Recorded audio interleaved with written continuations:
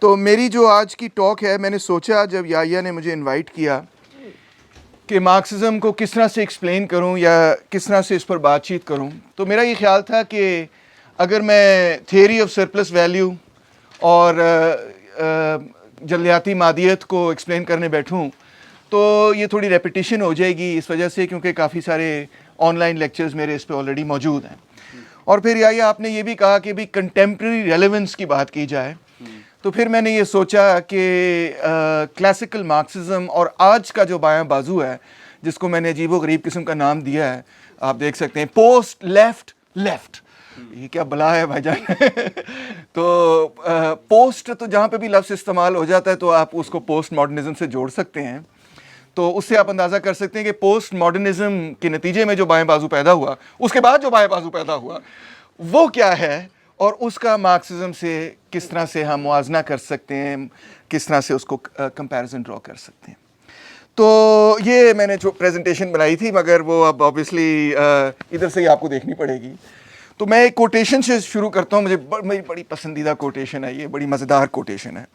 بابا مارکس کہتا ہے کہ once upon a time a valiant fellow had the idea that men were drowned, women too by the way, men were drowned in water only because they were possessed with the idea of gravity. ایک زمانے میں ایک فرد کا یہ تصور تھا کہ لوگ جو ہیں پانی میں سے ڈوب جاتے ہیں کیونکہ ان کے ذہن میں یہ کشش کا تصور جو ہے نا وہ پھنسا پڑا ہے.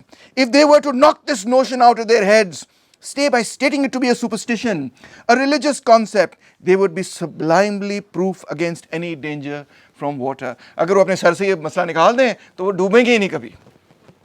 His whole life long he fought against the illusions of gravity, of whose harmful results all statistics brought him new and manifold evidence.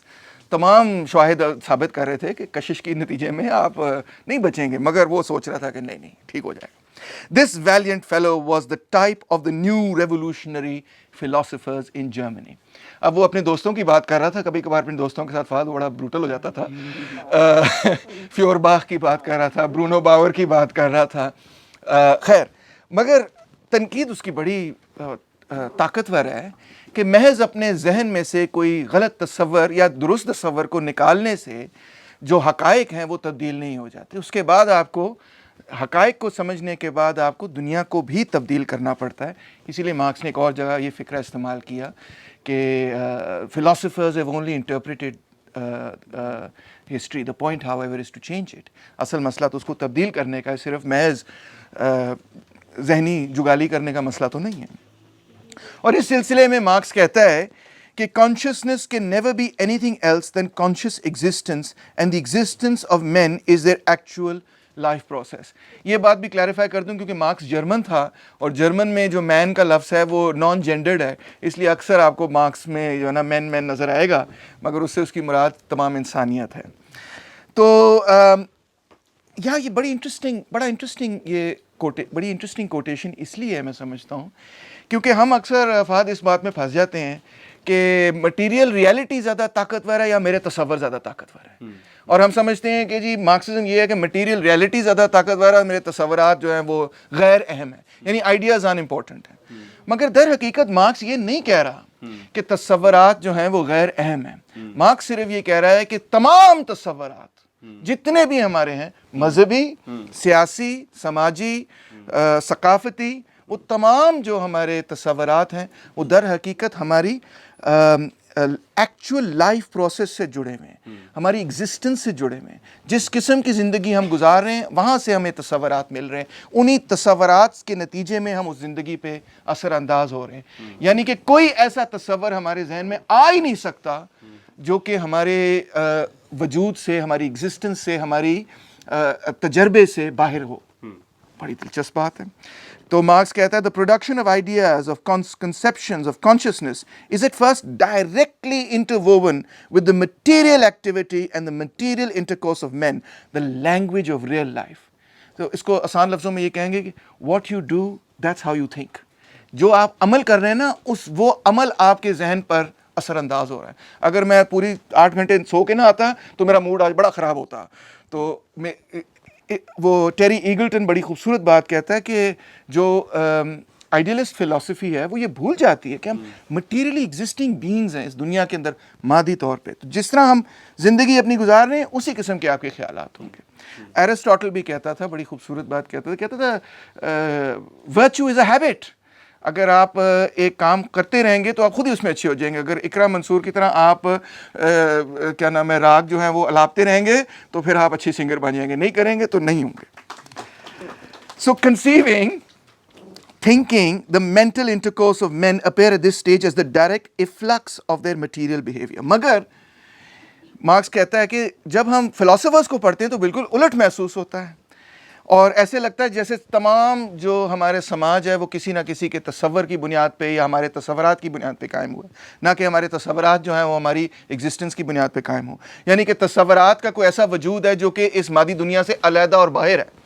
یہ اس آرگیومنٹ کو مارکس تنقید کا نشانہ بناتا ہے اور کہتا ہے, یہ بھی کہتا ہے, ایکسپلین بھی کرتا ہے کہ یہ فلاسفرز نے ایسا کیوں کانسیپٹ دیا. وہ کہتا ہے if in all ideology men and their circumstances appear upside down as in a camera obscura. اوئے یہ کیا چیز ہوتی ہے کیمرا obscura؟ یہ آپ دیکھ سکتے ہیں ایک تصویر, یہ ابن ہیشم کی ایجاد تھی, اور اس میں ایک بندہ ہے, اس کی تصویر ایک پن ہول سے گزر رہی ہے اور وہ الٹی وہاں پہ دوسری طرف آ رہی ہے. اس سے بلکہ ابن ہیشم نے یہ ثابت کیا تھا کہ ہماری جو بینائی ہے وہ آنکھ سے کوئی چیز نہیں نکلتی, آنکھ کے اندر شعاعیں آتی ہیں.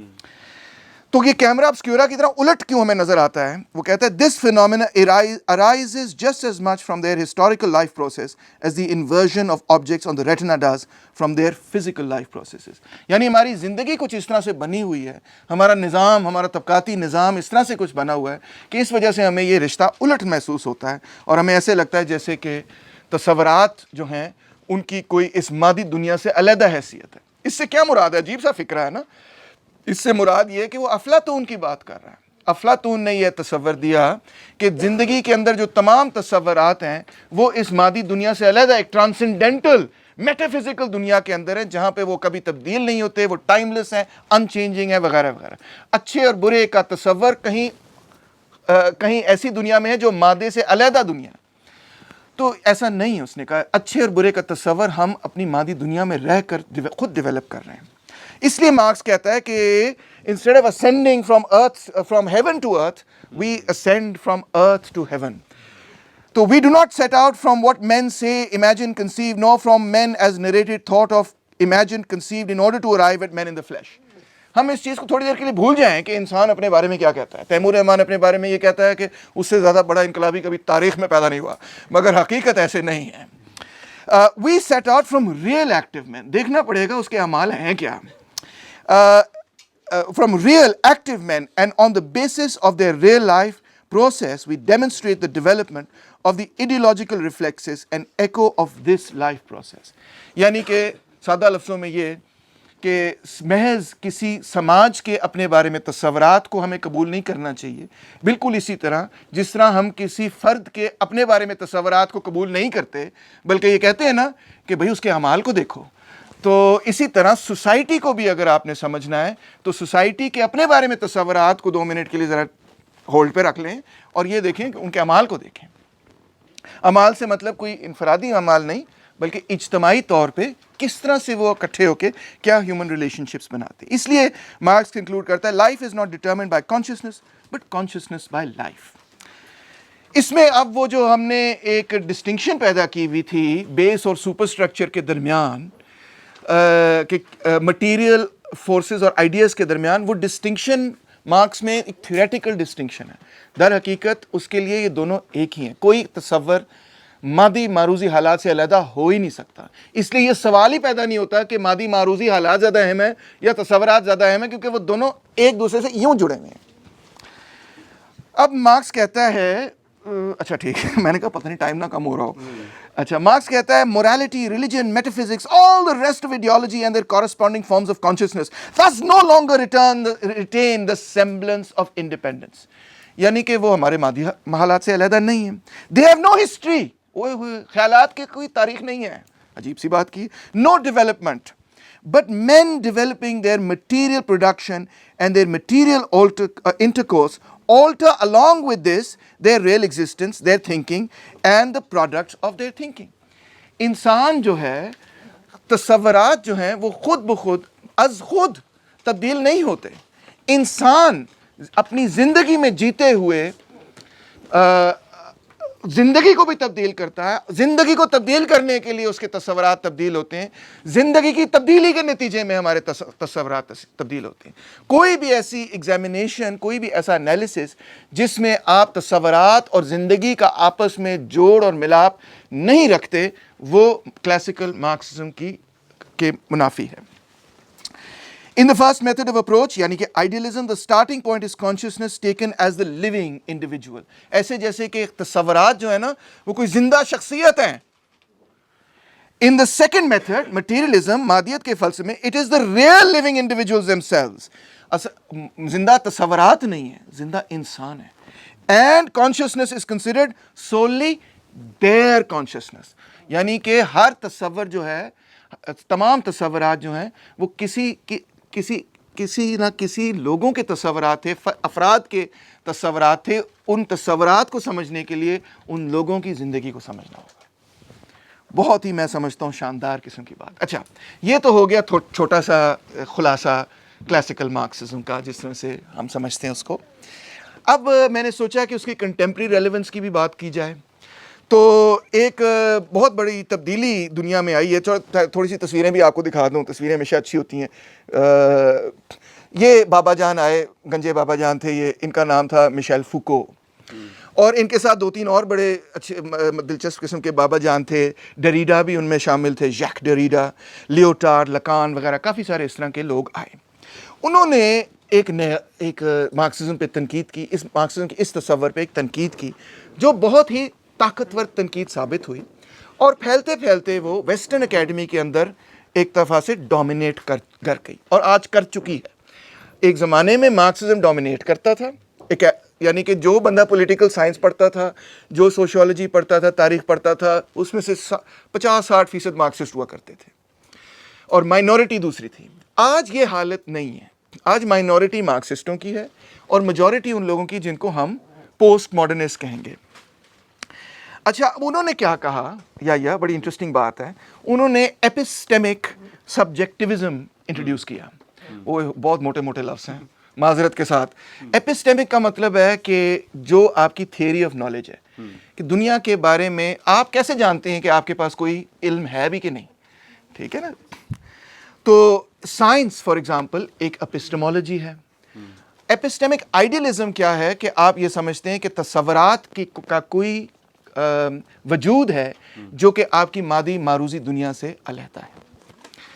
تو اس میں انہوں نے انٹروڈیوس کیا ایک idea called stand point theory, جو کہ بہت آج پوسٹ کلونیل اسٹڈیز میں, جینڈر اسٹڈیز میں, وائٹ پریولیج اسٹڈیز میں, بہت ساری اسٹڈیز میں بڑا پاپولر ہے. اور اس میں انہوں نے یہ کہا کہ انہوں نے سوالیہ نشان اٹھایا سائنس پر.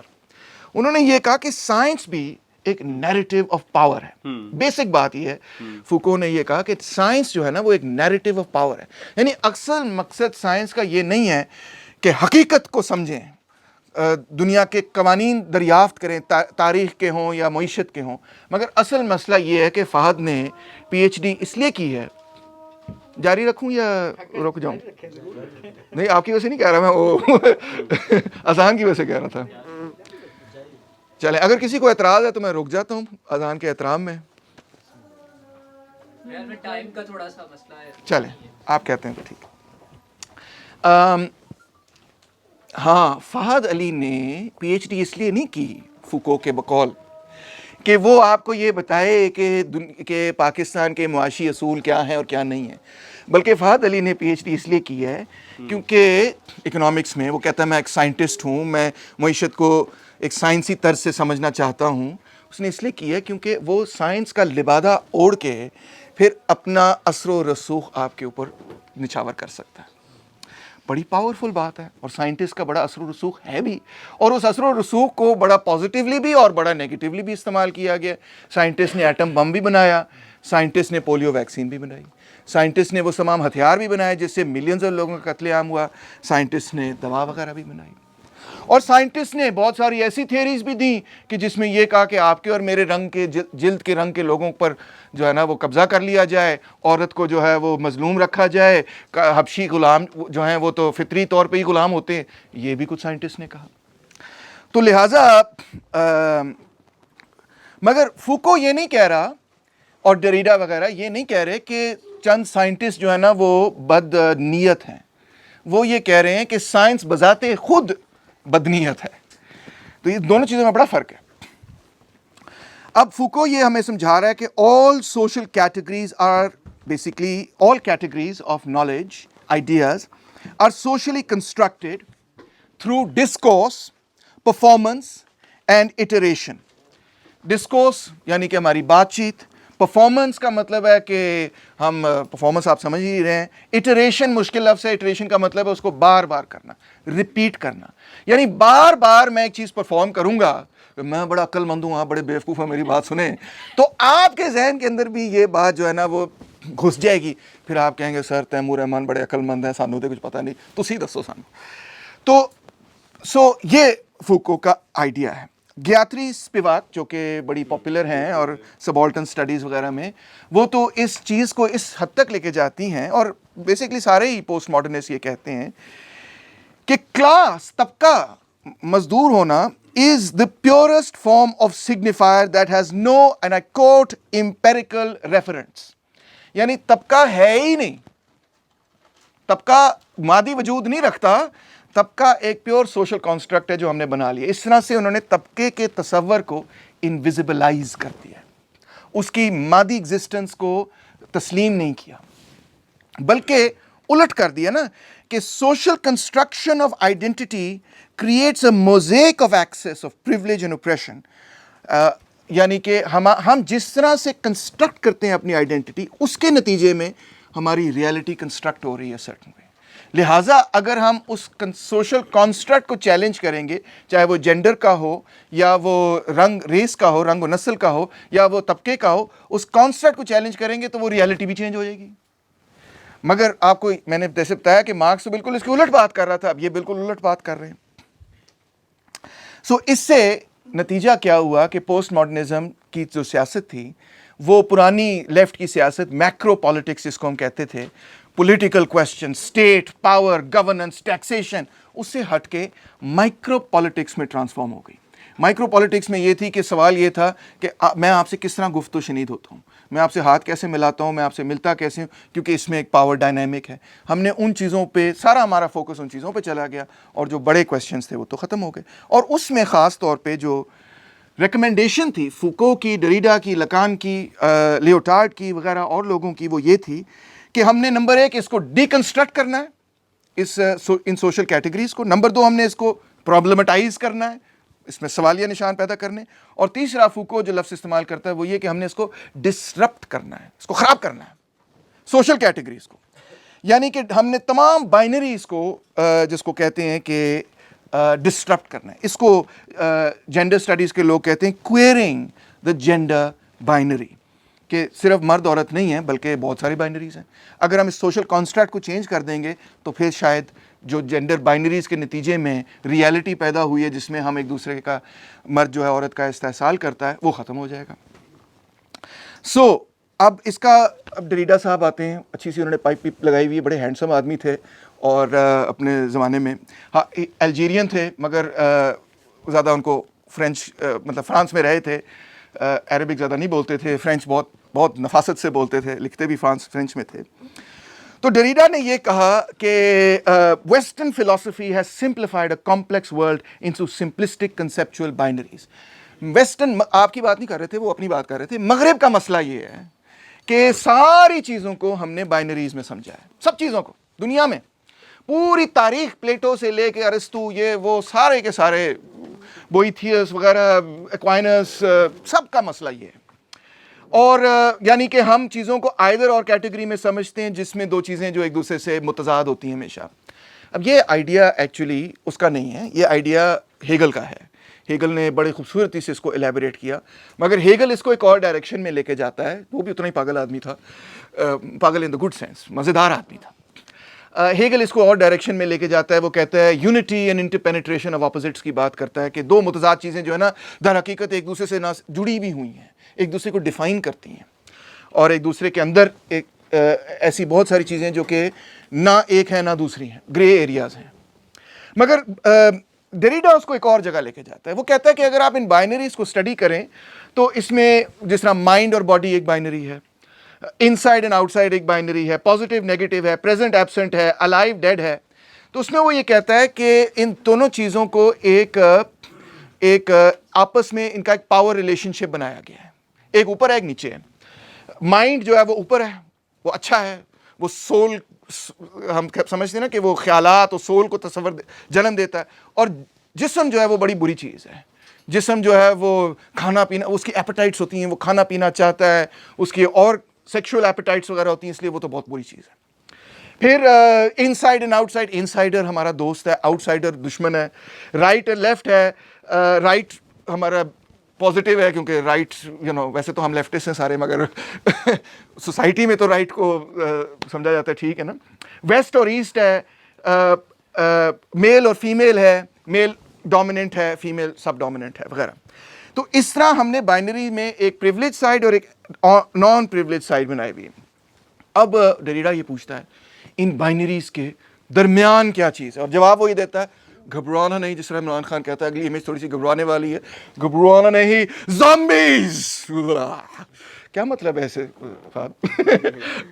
بڑی محنت کی تھی میں نے یہ امیج ڈھونڈنے کی. تو زومبی سے کیا مطلب ہے؟ زومبی جو ہے نا وہ ایسی چیز ہے which is neither alive nor dead, نہ وہ زندہ ہے نہ وہ مردہ ہے. Zombie is an undecidable that challenges and disrupts the binary logic of either or. Grey area ہے بائنری. جس طرح ابھی فہد کہہ رہا تھا کہ سائیکل جو ہے گر بھی رہی ہے, اسٹریٹ لائن میں بھی چل رہی ہے, تو یہ بھی کانٹرڈکشن ہے. تو ڈیریڈا یہ کہہ رہا ہے کہ مجھے زومبیز بڑے پسند ہیں, وہ چیزیں مجھے بڑی پسند ہیں جو کہ بائنری کو خراب کر دیتی ہیں. اچھا, a truth we must refuse to believe, وہ کہتا ہے کہ undecidable are scary because they poison the system of order. اس بائنری کو خراب کر دیتے ہیں. They are simultaneously alive and dead. The restoration of conceptual order requires either that the zombie becomes a corpse or comes back to life. اسی لیے zombie فلموں میں یہ ہوتا ہے کہ یا تو زومبی کو کمبخت مار دو یا اس کو انسان بنا دو, مگر زومبی کو نہیں ہم بخش سکتے, ٹھیک ہے نا.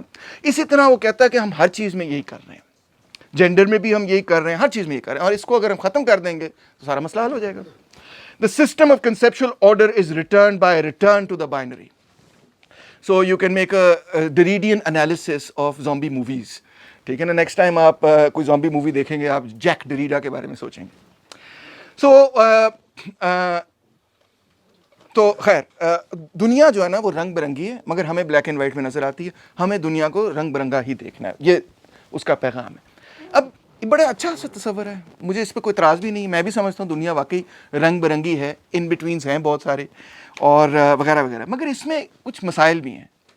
مسائل یہ ہیں کہ سب سے پہلی بات تو یہ کہ جب آپ یہ کہتے ہیں, اسٹینڈ پوائنٹ ایپسٹیمک مسائل کو پہلے لے لیتے ہیں. اس کو میں نے ٹائٹل دیا ایپسٹیمک وارز, جنگیں جو ہو رہی ہیں اس سوال پہ کہ کیا سائنس ہو سکتی ہے, نالج کیا ہے کیا نہیں. اس میں اب یہ کہا گیا ہے کہ دیکھیں سائنس اور ریشنلٹی کے بارے میں کہا گیا کہ یہ تو بڑا میل قسم کی چیز ہے. اس کے بارے میں یہ کہا گیا کہ یہ تو بڑی, اس سے ویسٹ نے ڈومینیٹ کیا, یہ بڑی ویسٹرن قسم کی چیز ہے. اور اورینٹل تھنکنگ بڑی ڈفرینٹ ہے, ویمنس تھنکنگ بڑی ڈفرینٹ ہے. یہ ساری وہ اسٹینڈ پوائنٹ تھیوری سے بات نکلتی ہے. مگر میرا نندا نے بہت اچھا اس کا جواب لکھا. میرا نندا جو ہیں وہ انڈین سائنٹسٹ ہیں, بڑی اکمپلش سائنٹسٹ ہیں. وہ یہ کہتی ہیں کہ کیا یہ اورینٹلسٹ بات نہیں کہ یہ کہہ دینا کہ صرف ویسٹ نے سائنس کی, ہم نے کبھی سائنس ہی کوئی نہیں کی. یہی تو وہ کہتے تھے کم بخت ساری زندگی کہ یہ آپ تو سارے مذہب میں پھنسے پڑے ہیں, آپ نے تو کبھی سائنس کی نہیں, ہم سائنٹسٹ ہیں. مگر اگر ہم تاریخ کو پڑھیں تو ایسا تو نہیں ہے. بہت سارے سائنٹسٹ جو ہیں آپ کے اپنے خطے میں, بھائی میتھمیٹکس ممکن ہی نہیں تھی آپ کے بغیر. پتہ ہے کس طرح؟ کیونکہ آپ لوگوں کے اینسسٹرز نے زیرو کا تصور دیا. اگر آپ زیرو کا تصور نہ دیتے تو آج سارا ڈیسیمل سسٹم پیدا ہی نہ ہوتا, کوئی میتھمیٹکس نہیں ہو سکتی. کم بخت رومنس پتہ کیا کرتے تھے؟ ڈنڈیاں لگاتے تھے کاؤنٹ کرنے کے لیے, 1 2 3 4. 10 × 10 ڈنڈیا لگا کے کر کے دیکھو نا, سمجھ آ جائے گی. نہیں ہو سکتی میتھمیٹکس اس سسٹم کے بغیر, زیرو کے بغیر. وہ انڈینز نے ایجاد کیا اور عربز نے بھی بہت کچھ ایجاد کیا, آپ جانتے ہیں, اور سویلائزیشنز نے بھی ایجاد کیا. تو پہلی بات تو یہ کہ میرا نندا یہ کہتی ہیں تو یہ تو ایسی بات ہے کہنے کی کہ جیسے ہم نے کوئی سائنس ہی نہیں کی, یا یہ ایسی بات ہے کہنے کی جیسے خواتین نے کوئی سائنس نہیں کی. خواتین کی بڑی کنٹریبیوشن رہی ہے, اور آپ کو پتہ ہی ہوگا کہ بہت ساری خواتین کی کنٹریبیوشن جو رہی ہے وہ انہوں نے اپنے مردوں کے نام پہ چھاپی. کتابیں انہوں نے مردوں کے نام پہ چھاپی کہ چلو اگر مرد کا میں نام لے لوں گی تو شاید کوئی مان ہی لے گا, اتنا باعث تھا. تو سوشل کنسٹرکٹیوزم, جس کو میں تنقید کا نشانہ بنا رہا ہوں, puts the cart before the horse. ٹھیک ہے نا, گھوڑا گاڑی ہوتی ہے نا, ان کو الٹ کر دیتا ہے, گاڑی کو آگے رکھ دیتا ہے, گھوڑے کو پیچھے رکھ دیتا ہے, پھر کہتا ہے بھاگو. ایسے تو نہیں ہوگا. ان کا یہ خیال ہے کہ کانسٹرکٹس کریٹ ریالٹی.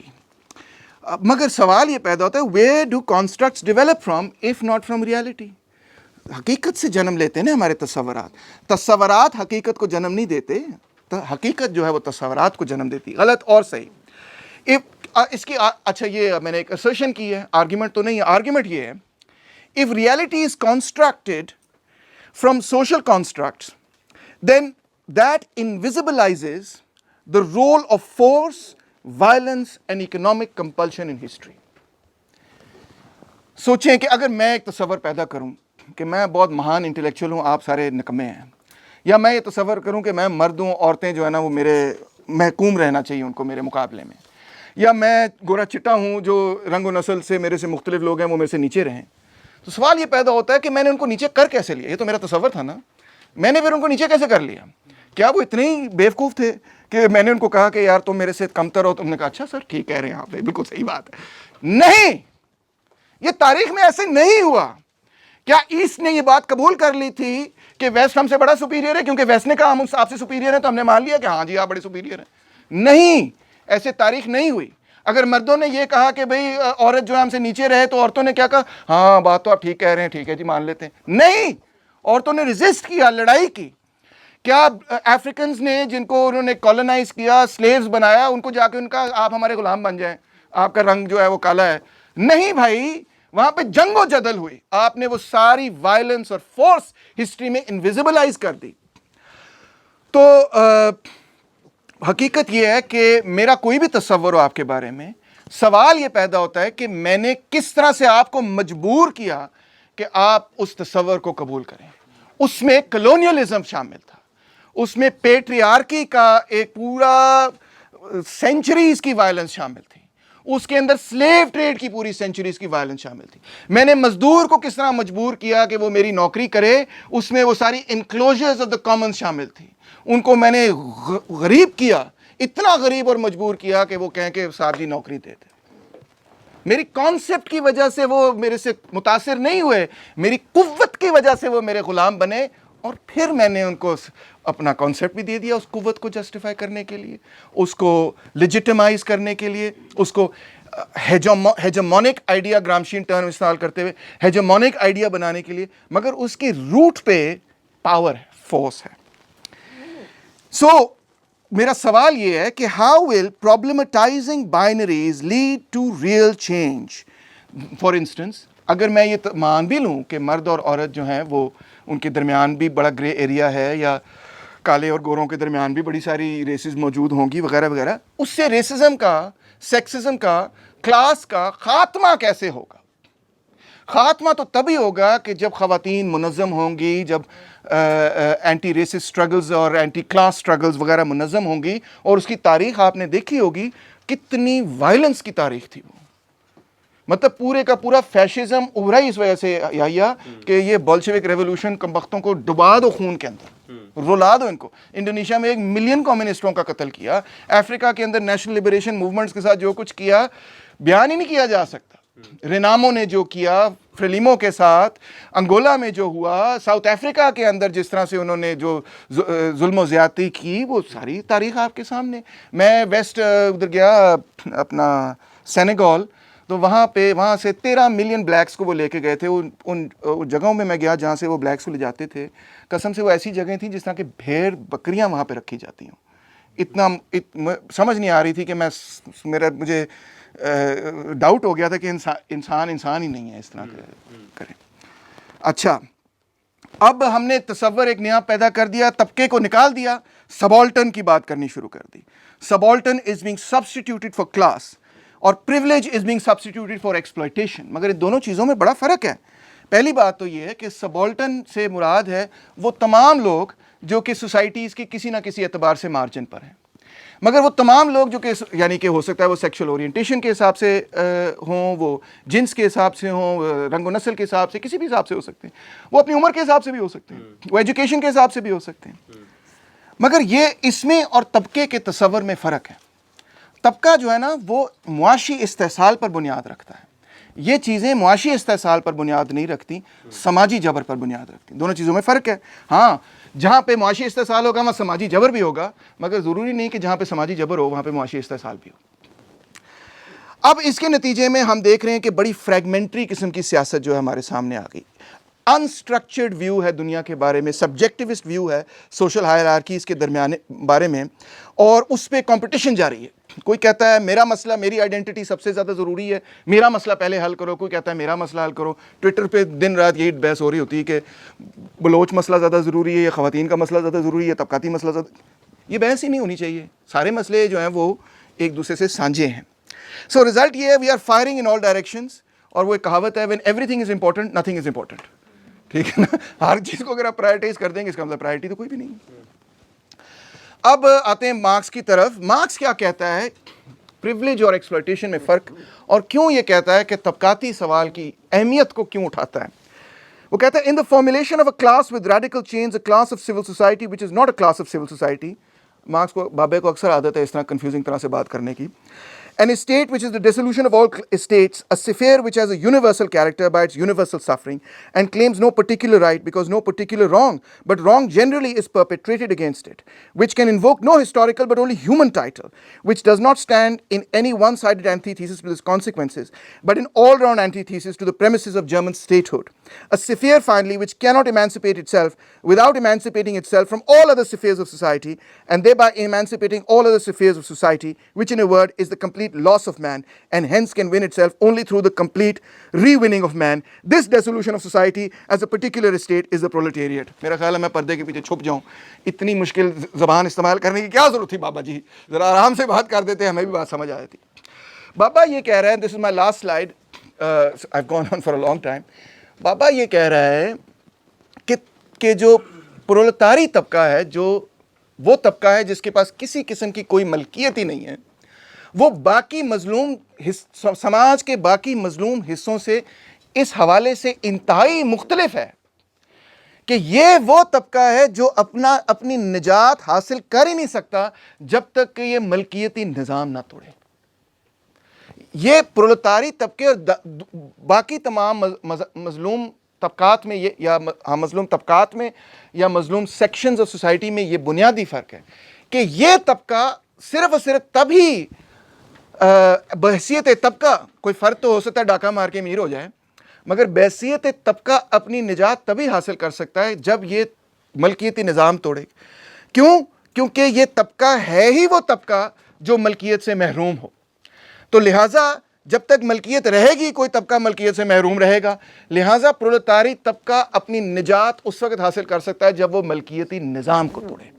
اس لیے وہ یونیورسل کلاس ہے, اس لیے وہ پورے اس نظام کو تہس نہس کر دے گا اور ایک نیا نظام جو ہے وہ لے کر آئے گا.